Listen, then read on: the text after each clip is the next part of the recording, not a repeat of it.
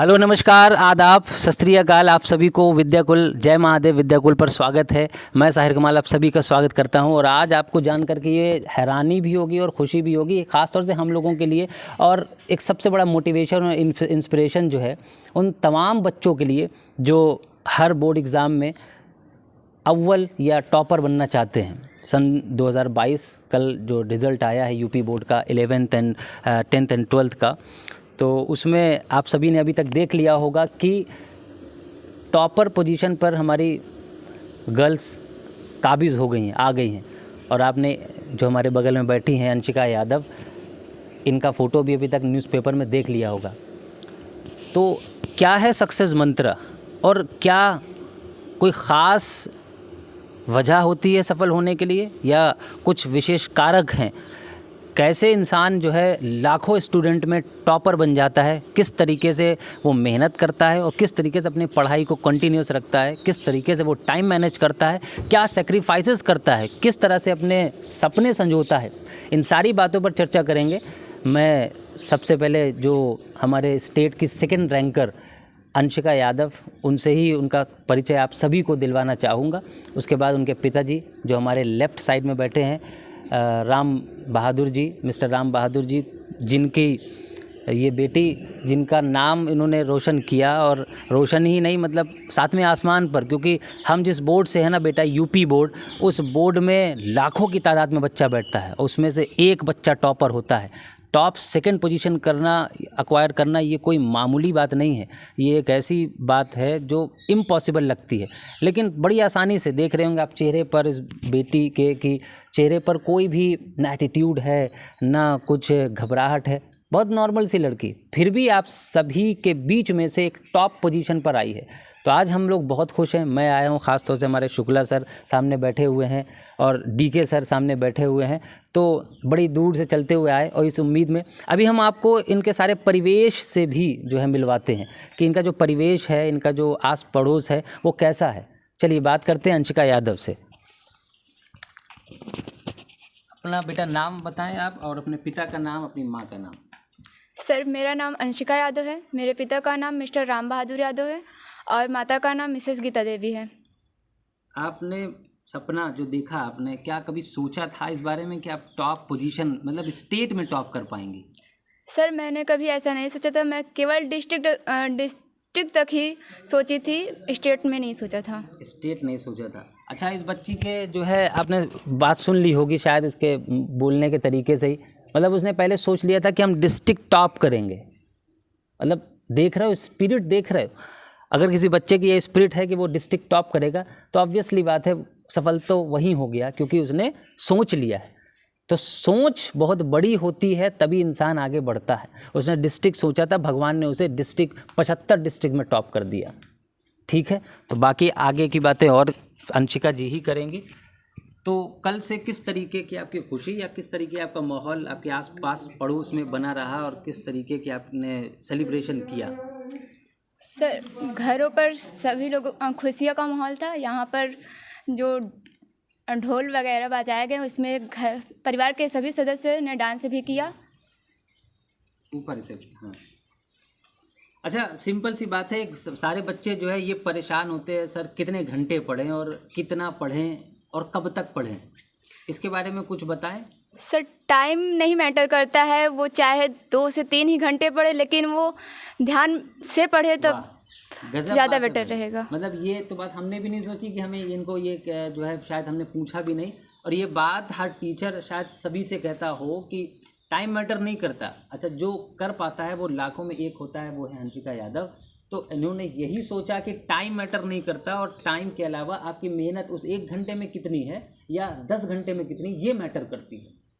अच्छा, तो ये जो ऑनलाइन के माध्यम से, जाहिर है अभी पिछले 2 सालों से जो है कोरोना चल रहा है, तो इस कोरोना की वजह से बेटा आप एक इंस्पिरेशन है पूरे समाज में बन गई हैं। अब कल तक तो नहीं थी, आपकी कोई पहचान नहीं थी, आप एक कॉमन स्टूडेंट थी, लेकिन आज पूरा स्टेट पूरा छाया हुआ है आपकी तस्वीरों से। तो ये जो कोरोना टाइम रहा पिछले 2 साल पहले, इस कोरोना काल में बच्चों की पढ़ाई किस तरह से अफेक्टेड रही? सर, बच्चे जो पढ़ते थे वो भी पढ़ना छोड़ दिए थे। ऑनलाइन क्लास चलती थी लेकिन सब उसका इस्तेमाल नहीं कर पाते थे। तो आपने मतलब जो है किस हद तक ऑनलाइन से हेल्प ली और कितनी सेल्फ स्टडी करी? सर मैंने जो बस वही ऑनलाइन क्लासेस जितने घंटे चलती थी 2 से 3 घंटे मैंने उसे पढ़ा और घर पर 5 से 6 घंटे पढ़ाई की थी। और अब इनके जो है सेक्रीफाइसेस के बारे में जैसा कि हम लोग ने बातचीत करी, तो इनके दादाजी उधर बैठे हुए हैं, इनके पिताजी इधर हैं, तो ये बताएंगे कि इस बच्ची ने अपनी पढ़ाई में क्या कुछ खास किया है या कोई कॉमन सी चीज़ थी, वही बताएंगे इनके पिताजी। क्या किया जो ये आज इस मुकाम पर है? सर ये इनकी मेहनत जो थी वही इनका मेहनत जो है रंग लाया है। इन्होंने जो मेहनत की, मैं गाइडलाइन करता था, सारा मेहनत इन्होंने किया, जो आज ये परिणाम है जो आप लोगों के बीच में बैठने का मौका मिला है सर। जी बस। तो इन्होंने मतलब क्या जैसे रिश्तेदारों के यहाँ आना जाना और जो महोत्सव होते हैं उन सारी चीज़ों को मेंटेन करते हुए पढ़ाई करी या पढ़ाई करी है? नहीं सर, ये कोई भी महोत्सव हो, वही महोत्सव को बहुत बड़ा वो इनके ऊपर वो नहीं तो जाती ही नहीं थी, सिर्फ पढ़ाई पे अपना ध्यान देती थी। अब एक बात थी, इनके मामा सगे मामा की शादी थी, ये अपने मामा के शादी में नहीं गई। अच्छा, मतलब सुन रहे हैं आप, मामा, और ये इन्होंने हमको बताया है ना कि हमने इनको, ये मामा की शादी मतलब सगे मामा। जी। सगे मामा। हमने कई बार यूट्यूब पर ऑनलाइन भी बोला होगा, बेटा किसी की शादी में जाकर के 7 दिन अपने बर्बाद करोगे, तुम्हारे जीवन के 7 साल बर्बाद हो जाएंगे। If you waste the time will waste you. ये कहा जाता है अगर समय को तुम बर्बाद करोगे, समय तुम्हें बर्बाद कर देगा। तो ये बहुत ज़रूरी होता है। इसे जब हमने पहली बार अभी देखा तो हमें यही लगा कि यार ये तो बड़ी कॉमन सी लड़की है। तो पहले मुँह से इसका यही निकला इस बच्ची के कि सर हमने आना जाना कहीं नहीं किया, केवल पढ़ाई करी। ये बहुत कॉमन सी बात है, बट कितना बच्चे समझते हैं? 27 लाख बच्चों में शायद वो टॉप 10 टॉपर्स ही समझ पाए, and now they are the toppers. इसी वजह से टॉपर हैं। अब दादाजी से हम कुछ पूछेंगे कि क्या रही इनकी स्ट्रेटजी, क्या रणनीति, कुछ नीति बताएं, पढ़ने के तरीके बताएं इनके।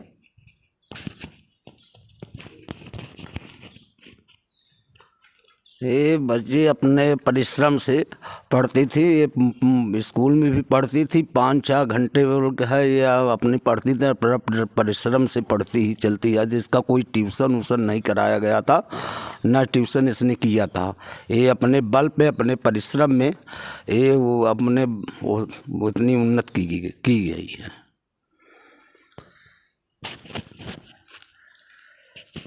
ऑनलाइन जो टीचिंग स्टार्ट हुई 2018 से लगभग हम लोगों ने स्टार्ट किया, तो उस ऑनलाइन टीचिंग का जीवन में बच्चों के लाइफ में क्या इफ़ेक्ट रहा, ये अंशिका ही बताएंगी। और उससे कितनी हेल्प हुई हमारे चैनल के माध्यम से, इन्होंने ऑफलाइन बाहर, क्योंकि अभी हम आपको परिवेश, ज़रा आप कैमरामैन हमारे ज़रा परिवेश को दिखाएं तो चारों तरफ का।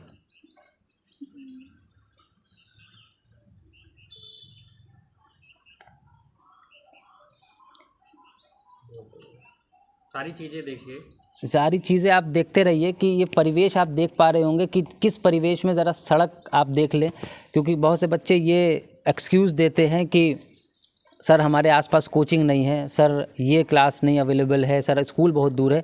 एक लड़की हो करके, हम भारत देश में रहते हैं, एक लड़की हो करके जो है हमें ये यकीन नहीं हो पा रहा है कि ऐसे, क्योंकि हम लोग सड़क से जब अंदर मुड़े, क्यों डी के सर, जब हम लोग सड़क से अंदर मुड़े तो हमें ये अंदाज़ा नहीं था कि सड़क से इतनी अंदर घर होगा। हम तो खो जाएंगे, खो भी क्या जाएंगे, थक भी जाएंगे, और बिना साइकिल, बिना गाड़ी के गड्ढे और रास्ते में पानी, और शायद एक संकरी सी सड़क, एक पतली सी, जिस पे गाड़ी भी हमारी नहीं मुड़ पा रही थी, उस एरिया में रह रही हैं। सड़क से 3 किलोमीटर लगभग हम लोग अंदर आए हुए हैं, और फिर भी बच्चे ने टॉप कर लिया। तो टॉपर बनने के लिए हमें नहीं लगता कि संसाधनों का रोना रोया जाए। अगर संसाधनों का रोना रोया जाता तो आज ये स्टेट टॉपर, सेकेंड रैंकर ना होती।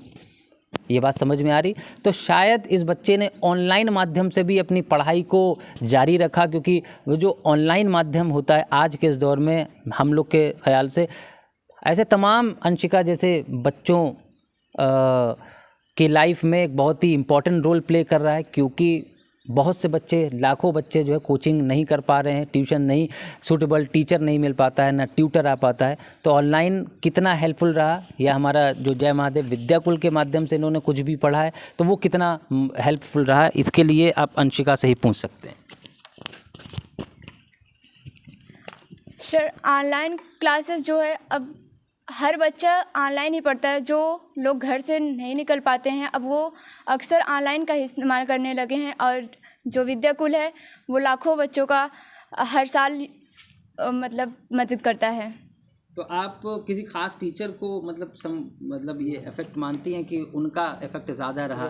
जाहिर है आपके मैथ्स में 100/100 आए, फिज़िक्स में 100/100 आए, क्या आप इसमें कुछ कहना चाहेंगी? फिजिक्स के टीचर मुकेश त्रिपाठी और मैथ के टीचर सुमित तिवारी ने इसमें बहुत महत्वपूर्ण भूमिका निभाई। अच्छा, इंग्लिश में नंबर क्यों कम हो गए?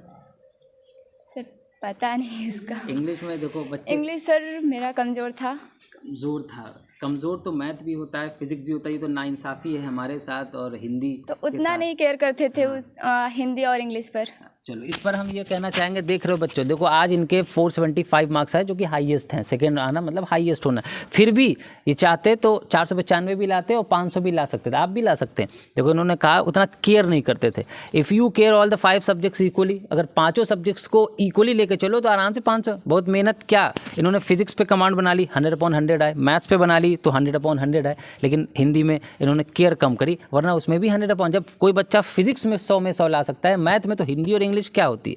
तो इसका मतलब सिर्फ केयरिंग एक चीज़ होती है, केयर करना। अगर आप सब्जेक्ट्स में बायस करते हैं मतलब भेदभाव, तो फिर कहीं ना कहीं वो डाउन कर देता है ना।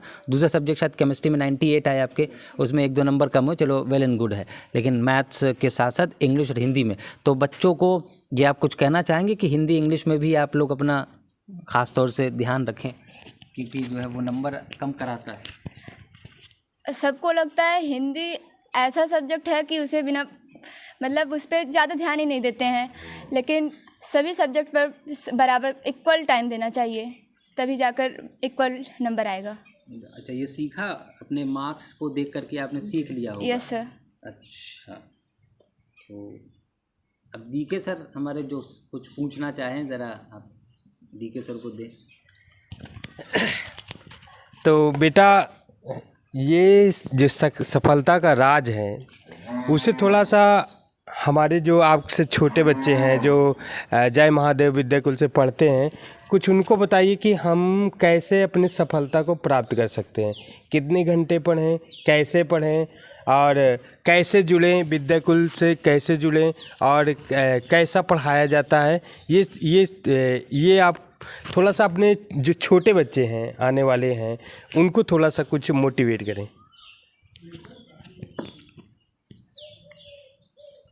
सर वो 1 घंटे पढ़े या 2 घंटे डेली पढ़ें और उस पर केयर करके पढ़ें, और उनका जो टारगेट हो और उसको ध्यान में रख कर वो पढ़े, तब वो आगे सफल होंगे। तो देख सकते हैं, परिवेश देख सकते हैं और बच्ची कैसे कॉन्फिडेंस से बोल रही है और उसने बताया भी कि हम कैसे सफल हो सकते हैं।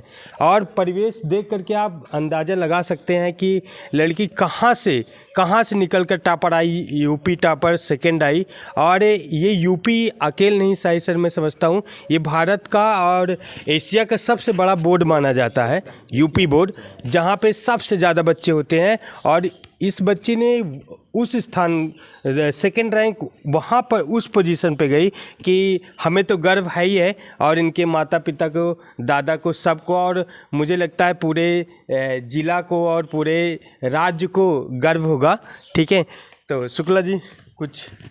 तो मैं जब आ रहा था तो मैंने साहिर सर से यही कहा, दोनों लोगों की आपस में बात हो रही थी क्योंकि पास बैठे हुए थे, तो हम लोगों ने ये कहा कि सर कैसे ये कमाल हो गया है, क्योंकि लोग संसाधनों का रोना रोते हैं कि हमारे पास ये नहीं है, हमारे पास ये नहीं है, हमारे पास ये नहीं है।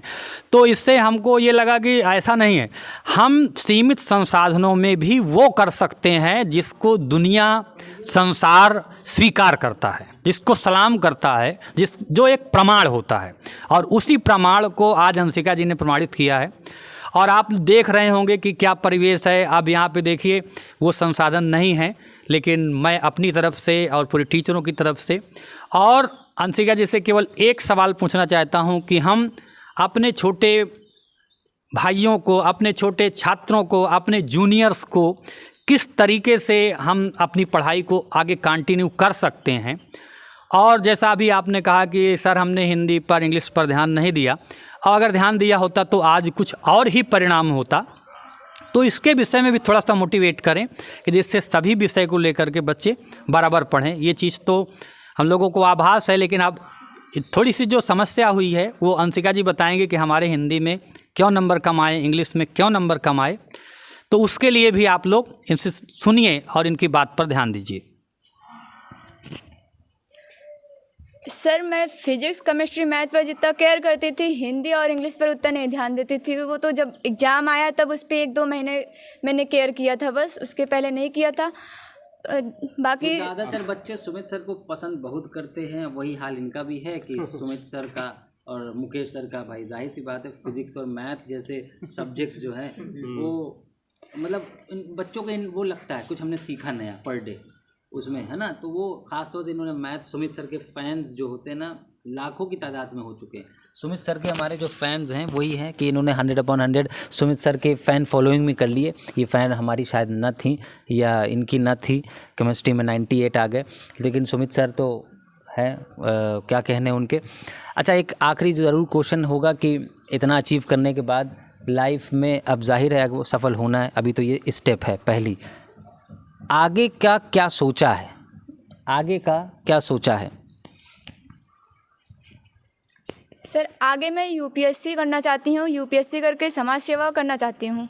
तो यूपीएससी करने का ख्याल समाज सेवा के लिए आया, तो जाहिर है आप साइंस स्ट्रीम से हैं, तो आगे क्या पढ़ाई करेंगे मतलब? सर आगे मैं आर्ट साइड से पढ़ूँगी। क्यों?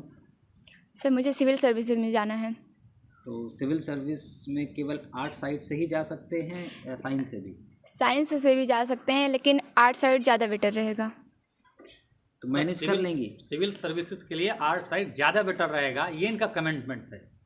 आप इस बच्चे के वर्डिंग पर ज़रा ध्यान दें, क्योंकि हम लोग तो भाषा के जो है टीचर हैं, भाषा पढ़ाते हैं, तो हम लोग शब्दों को पकड़ते हैं।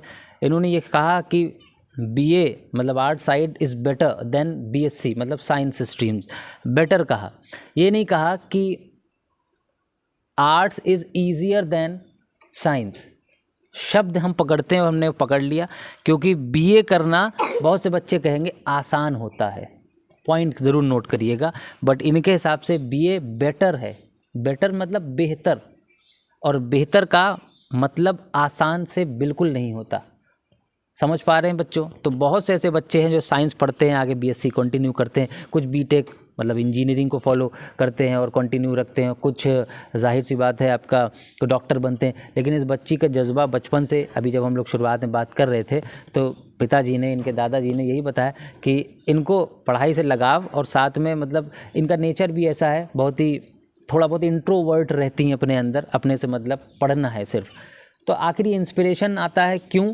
ये कहीं ना कहीं हम इनके पिता को और इनके फैमिली मेम्बर को, ख़ास तौर से इनकी माता को बहुत ज़्यादा धन्यवाद, क्योंकि किसी भी लड़की की सफलता के पीछे हम जिस समाज के हिस्सा हैं उसमें माँ का रोल सबसे ज़्यादा होता है। अगर माँ ही बैकफुट पर आ जाए, अपने कदम को पीछे कर ले, तो शायद लड़कियां हमारे समाज के आगे ना बढ़ पाएँ। तो इनकी माँ के लिए ज़रूर आप सभी लोग ताली बजा दें, क्योंकि माँ ही लड़की के लिए इंस्पिरेशन होती है, और एक लड़की होने के नाते अब हमारे लाखों बच्चों के लिए अंशिका यादव भी इंस्पिरेशन बनेंगी। तो सिविल सेवा में, हाँ, तो सिविल सेवा में इनका जाने का जो पर्पस था वो इन्होंने हमें बताया, और अब इन्होंने साइंस के ऊपर तो अपनी कमांड बना ही ली है। तो ऐसे ही मेधावी छात्रों को सम्मानित करने के लिए विद्याकुल टीम की तरफ से हम इनको इनवाइट करते हैं। 3 जुलाई सुबह 10 बजे बहुत बड़ा स्टेट लेवल पर एक समारोह होने जा रहा है, जिसमें हमारे यूपी के सीएम और कैबिनेट मिनिस्टर अनुप्रिया पटेल जी सम्मिलित होंगे, वो एक चीफ गेस्ट के रूप में, और इन जैसे तमाम बच्चों को वो सम्मानित करने के लिए आ रहे हैं वहाँ पर। तो मैं आप सभी को हार्दिक स्वागत वहाँ पर करता हूँ अपनी पूरी टीम की तरफ से। तो आज के लिए हम लोग यहीं पर एंड करते हैं, और बच्चे लोग आई होप कि आप सभी को इनकी कहानी सुनकर, इनका परिवेश देखकर, हमें सबसे ज़्यादा इंस्पिरेशन इनका परिवेश से लगता है कि इनका परिवेश देख करके आपके अंदर भी एक मोटिवेशन जागना चाहिए कि परिवेश, संसाधन ये नाम मात्र की चीज़ें होती हैं, इच्छा शक्ति इंसान को सफल बनाती है, ना कि संसाधन। धन्यवाद।